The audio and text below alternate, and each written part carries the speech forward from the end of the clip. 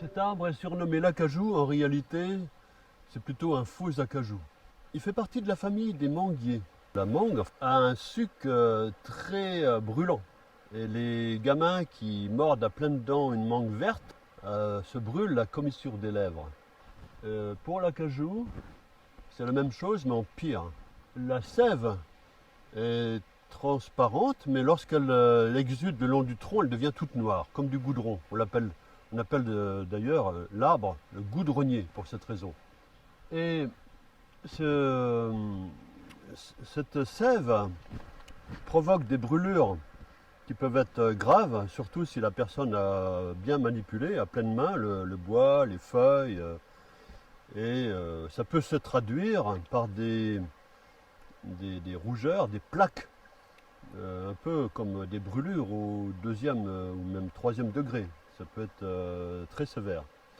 Et c'est long à guérir. Alors, est-ce que c'est une raison pour détruire les acajou? Non. Parce qu'il faut, dès lors où on sait qu'il y a un danger quelque part, il faut vivre avec le danger, il faut savoir s'en prémunir et ne pas les fréquenter de trop près. Parce que, au demeurant, l'acajou est un très bel arbre, avec un port magnifique. Il y en a de très beaux sur Deva. Et il mérite d'être conservé sans être harcelé. Alors les fruits du goudronnier ou faux acajou sont très bizarres. Ils ne ressemblent à aucun autre, mais ils ressemblent quand même à ce qu'on appelle le cajou, l'arbre à cajou. D'où peut-être le nom d'acajou. Il y a un noyau qui est partiellement recouvert de chaque côté par deux gros renflements rose-rouge et qui sont le régal des roussettes.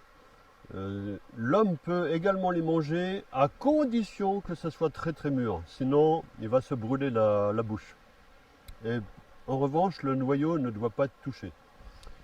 Donc c'est un arbre qui est à la bonne saison très chargé en fruits et qui participe à nourrir les roussettes, entre autres.